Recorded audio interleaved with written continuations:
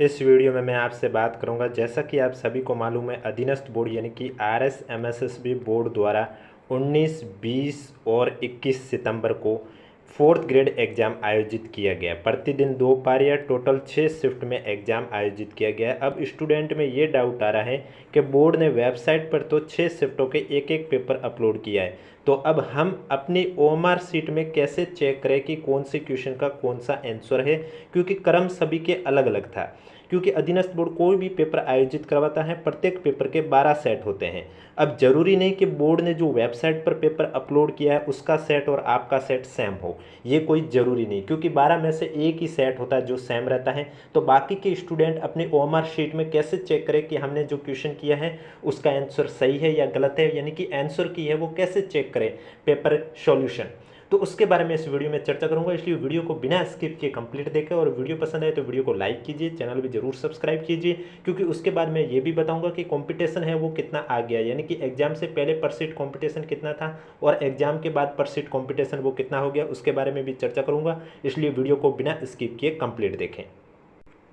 देखो, सबसे पहले तो बात करूंगा कि जो वेबसाइट पर अभी पेपर अपलोड किए गए हैं वो सभी शिफ्ट का एक एक मास्टर पेपर अपलोड किया गया। तो अब आप आंसर की कैसे चेक करोगे उसके बारे में चेक करूंगा। तो अब आपको डाउट आ रहा है क्या बाकी के पेपर भी अपलोड किए जाएंगे? जी हाँ, बिल्कुल अपलोड किए जाएंगे, क्योंकि पटवार एग्जाम में भी आपने देखा होगा जो फर्स्ट शिफ्ट थे उनके पेपर भी वापस ले लिए गए और उसके बाद उनके सभी सेट है वो वेबसाइट पर अपलोड कर दिए गए।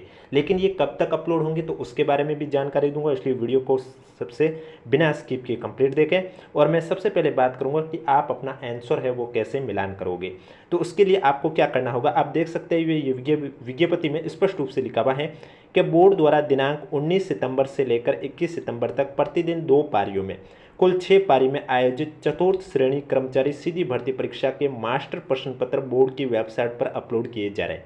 यानी कि मास्टर पेपर तो बोर्ड की वेबसाइट पर अपलोड कर दिए गए हैं, प्रत्येक पारी के सीरीज वाइज पेपर पृथक से अपलोड किए जाएंगे। यानी कि प्रत्येक पेपर के 12 सेट होते हैं, जैसे कि 19 सितंबर, 20 सितंबर और 21 सितंबर को पेपर हुआ था। तो 19 सितंबर के मॉर्निंग के 12 सेट और इवनिंग के 12 सेट, यानी कि टोटल 24 सेट। इसी तरह 20 सितंबर के मॉर्निंग के 12 सेट और इवनिंग के 12 सेट, टोटल हुए 24 सेट। और इसी तरह 21 तारीख के भी टोटल 24 सेट।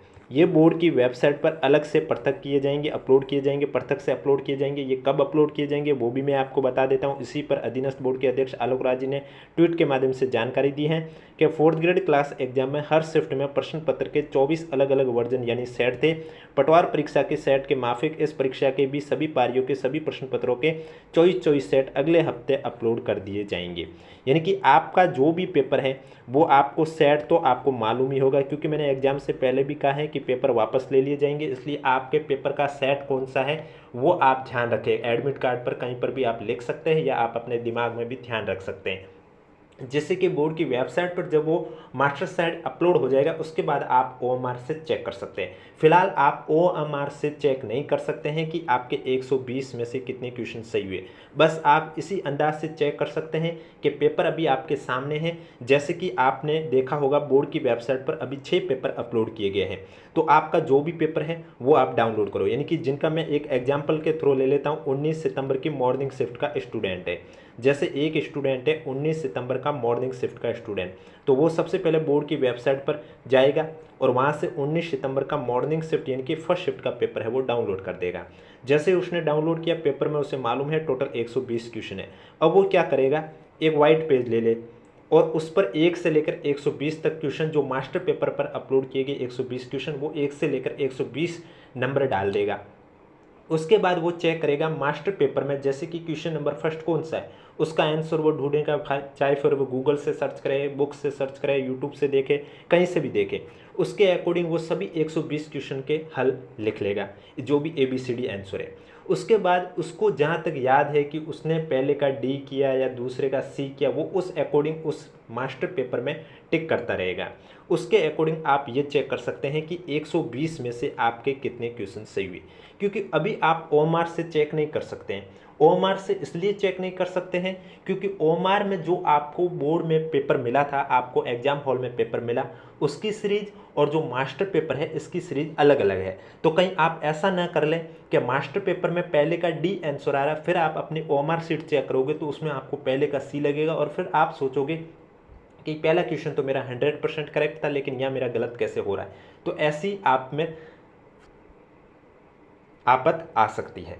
इसलिए आपको क्या करना है, आपको जो मास्टर पेपर है उसके अकॉर्डिंग देखना। ओएमआर से कब मिलान करना, जब अगले हफ्ते में सभी पेपर के 12-12 सेट अपलोड हो जाएंगे उसके बाद, यानी कि जैसे मैंने एग्जाम्पल 19 तारीख कर लिया है तो आप 19 तारीख का ही सोचिए। अगले हफ्ते में जब 19, 20, 21 यानी कि इन 6 पारियों के सभी 12-12 सेट है वो अपलोड हो जाएंगे, यानी कि टोटल 72 सेट अपलोड हो जाएंगे।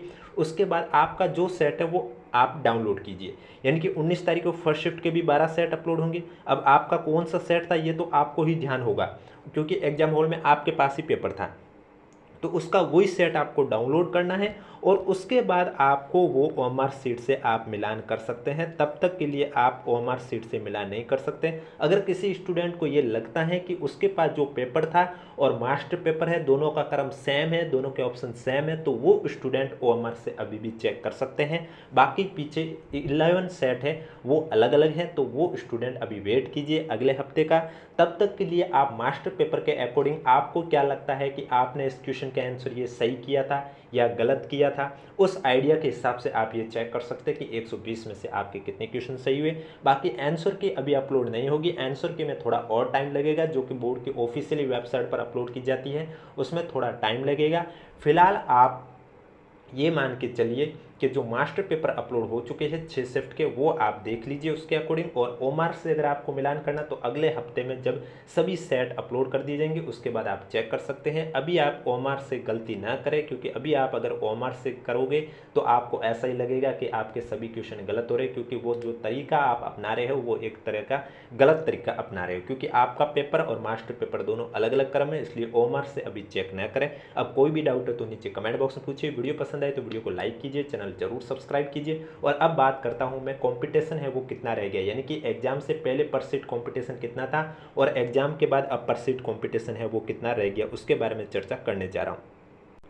तो 4th ग्रेड एग्जाम के लिए आप देख सकते हैं स्क्रीन पर टोटल अटेंडेंस भी बता दिए है, यानी कि इसके लिए टोटल आवेदन प्राप्त हुए बोर्ड को वो 24,71,066 स्टूडेंट ने आवेदन किए थे। यानी कि एग्जाम से पहले जो कंपटीशन में थे वो कितने थे, उसके लिए टोटल पद आपको पता होना चाहिए। टोटल पद थे 53,749 और इसमें से 24,71,066 ने आवेदन किए थे इतने पदों के लिए। यानी कि पर सीट फाइनल सिलेक्शन के लिए एग्जाम से पहले 46 स्टूडेंट पर सीट, यानी कि एक सीट के लिए 46 स्टूडेंट में फाइड थी और डीवी के लिए 23 स्टूडेंट, क्योंकि डीवी में 2 गुना कैंडिडेट को शामिल किया जाता है। लेकिन जब एग्जाम हुआ तो ये पता चला कि टोटल 24,71,066 में से 3,53,868 कैंडिडेट ने तो परीक्षा ही नहीं दी। तो टोटल 24 लाख में से 3,53,868 तो ऑलरेडी कंपटीशन से बाहर हो चुके, क्योंकि इन्होंने एग्जाम नहीं दिया।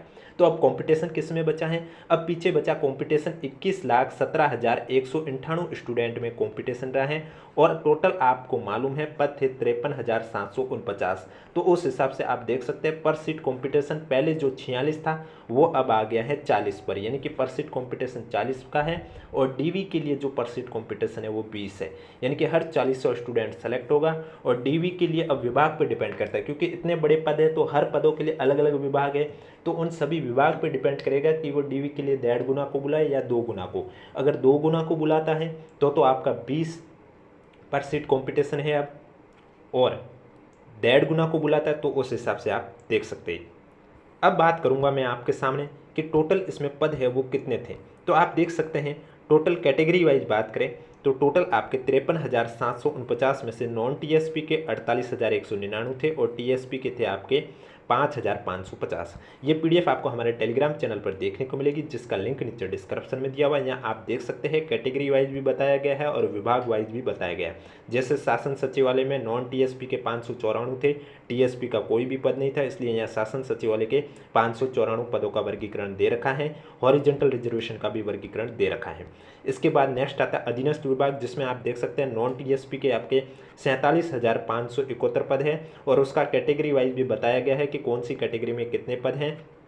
फिर चाहे सामान्य वर्ग हो, एससी कैटेगरी हो, एसटी कैटेगरी हो, ओबीसी कैटेगरी हो, एमबीसी कैटेगरी हो, ईडब्ल्यूएस कैटेगरी हो, या 12 जिले के शहरिया कैटेगरी हो, या हॉरिजॉन्टल रिजर्वेशन भी क्यों ना हो।